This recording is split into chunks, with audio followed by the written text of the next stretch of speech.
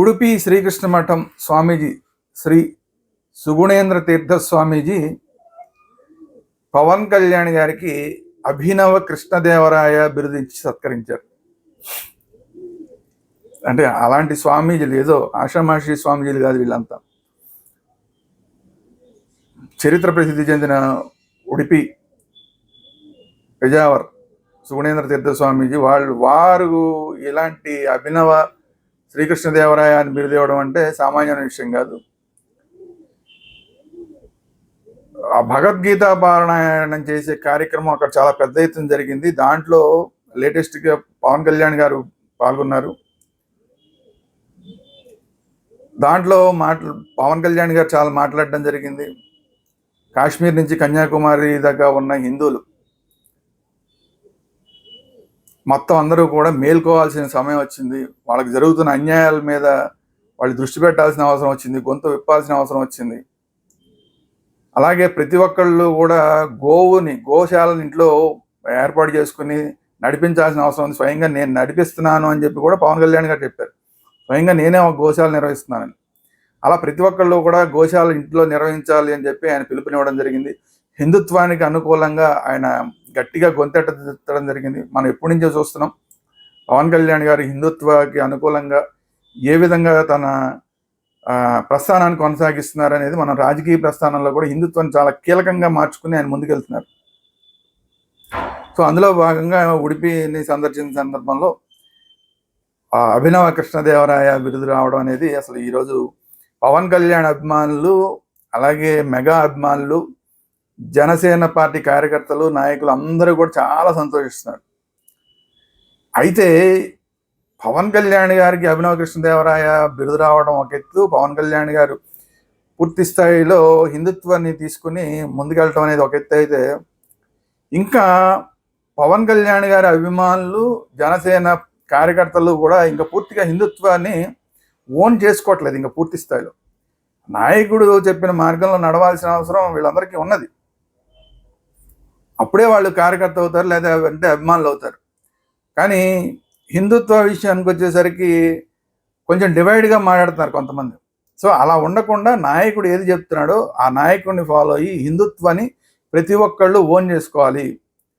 కులాలకు అతీతంగా నేను ప్రతి ఒక్కళ్ళు హిందువుని అన్న భావనతోటి ఈరోజు రాజకీయాలు చేయాలి అని పవన్ కళ్యాణ్ గారు చెప్తున్నప్పుడు దాన్ని ఫాలో అవ్వాల్సిన బాధ్యత ప్రతి ఒక్క జనసేన కార్యకర్త, వీర మహిళ వాళ్ళందరి మీద ఉన్నది. అలాగే సినిమాకి సంబంధించి కూడా పవన్ కళ్యాణ్ గారి ఫ్యాన్స్ ఎవరైతే ఉంటారో వాళ్ళందరూ కూడా హిందుత్వాన్ని ఓన్ చేసుకుని నాయకుడి బాటలో నడవాల్సిన అవసరం ఉంది. అట్లా నడిస్తేనే జనసేన రాబోయే రోజుల్లో ఇంకా స్ట్రాంగ్ అవుతుంది. లేకపోతే రోజుకో రకంగా ఒకసారి అటు ఒకసారి ఇటు పోతూ ఉంటే నాయకుడు కూడా స్థిరంగా ఉండలేడు. ఇది కాకుండా పవన్ కళ్యాణ్ గారిని ఎవరైతే సమర్థిస్తున్నారో కాపులు, ఆ కాపు వర్గం ఏదైతే ఉన్నారో కాపు వర్గం కూడా హిందుత్వాన్ని పూర్తి స్థాయిలో పుణికిపుచ్చుకోవాలి. కాపు వర్గం కూడా పూర్తి స్థాయిలో ఇంకా హిందుత్వాన్ని పుణికిపుచ్చుకోవట్ల, రకరకాలుగా ఉన్నారు. అంటే సెక్యులర్గా చాలామంది ఉంటున్నారు. కానీ పవన్ కళ్యాణ్ గారిని అభిమానించే, పవన్ కళ్యాణ్ గారి జనసేనని అభిమానించే కాపు వర్గం మొత్తం కూడా హిందుత్వాన్ని ఓన్ చేసుకుని, హిందుత్వాన్ని పుణికిపుచ్చుకొని హిందుత్వం కోసం పనిచేయాల్సిన పరిస్థితులు ఇప్పుడు రాష్ట్రంలో ఏర్పడినాయి. అప్పుడే నాయకుడు గట్టిగా నిలబడగలుగుతాడు, గట్టిగా మీకోసం మాట్లాడగలుగుతాడు. మీరు కూడా కరెక్ట్ అయిన జనసేన కార్యకర్తలు కానీ, లేదంటే పవన్ కళ్యాణ్ గారి అభిమానులు కానీ అనిపించుకుంటారు. సో ఇప్పుడు నాయకుడైతే కరెక్ట్గా ఆ దారిలో వెళ్తున్నాడు, హిందుత్వ దారిలో వెళ్తున్నాడు. ఇంకా బాధ్యత అంతా కూడా కాపుల మీద, పవన్ కళ్యాణ్ గారిని అభిమానించే కాపుల మీద, పవన్ కళ్యాణ్ గారిని అభిమానించే జనసేన కార్యకర్తల మీద, పవన్ కళ్యాణ్ గారిని హీరోగా అభిమానించే పవన్ కళ్యాణ్ మెగా అభిమానుల మీద, వీళ్ళందరి మీద కూడా ఇప్పుడు పవన్ కళ్యాణ్ గారిని ఫాలో అయ్యి హిందుత్వాన్ని ఓన్ చేసుకోవడం అనేది ఇంకా బాధ్యత అంతా కూడా పవన్ కళ్యాణ్ అభిమానుల మీదే ఉన్నది. మరి చూద్దాం, పవన్ కళ్యాణ్ గారి అభిమానులు రాబోయే రోజుల్లో పూర్తి స్థాయిలో హిందుత్వాన్ని పుణికిపుచ్చుకుంటారా, లేదంటే మధ్యలో విభేదిస్తారా, ఏం చేస్తారు? నాయకుడిని ఏమన్నా తగ్గించే ప్రయత్నం, వీళ్ళు హిందుత్వాన్ని ఓన్ చేసుకోకపోతే ఆటోమేటిక్గా నాయకుడి రేంజ్ తగ్గిపోతుంది. పవన్ కళ్యాణ్ గారికి జాతీయ స్థాయిలో పవర్ అనేది కూడా తగ్గిపోతుంది. ఎందుకంటే పవన్ కళ్యాణ్ అభిమానులే పవన్ కళ్యాణ్ గారికి బలం. ఆ బలం అనేది హిందుత్వాన్ని పుణికిపుచ్చుకోకపోతే కేంద్ర స్థాయిలో కూడా మోడీ గారి దగ్గర కానీ మిగతా చోట్ల వేరే దేశం అంతా కూడా ఆయన పర్యటన చేయాలన్నా కూడా మీ రాష్ట్రంలో నీ అభిమానులే, నీ జనసేన కార్యకర్తలే, నేను నమ్మే కాపులే హిందుత్వాన్ని ఓన్ చేసుకోవట్లేదయా నీ మాట విని నువ్వు మాకొచ్చి ఏం చెప్తావు అని చెప్పి రేపు దేశవ్యాప్తంగా ఆయన పర్యటన చేసినప్పుడు ప్రశ్నించే అవకాశం ఉంటుంది. సో మీరు అందరూ కూడా హిందుత్వాన్ని అంటే పవన్ కళ్యాణ్ అభిమానులు, పవన్ కళ్యాణ్ గారి జనసేన కార్యకర్తలు, పవన్ కళ్యాణ్ గారిని అభిమానించే కాపులు అందరూ కూడా హిందుత్వాన్ని ఓన్ చేసుకుని ఆయనకి బలాన్ని ఇస్తారా, లేదంటే ఆయన బలాన్ని తగ్గిస్తారా, సెక్యులర్గా ఉండిపోయి బలాన్ని తగ్గిస్తారా అనేది పవన్ కళ్యాణ్ గారి అభిమాన చేతుల్లో ఉంది. ఇది రోజు ఈ వీడియో మీకు నచ్చినట్టు లైక్ చేయండి, మీ అభిప్రాయాలు ఏంటనేది కామెంట్ రూపంలో తెలియజేయండి, ఈ వీడియోని అందరికీ షేర్ చేయండి.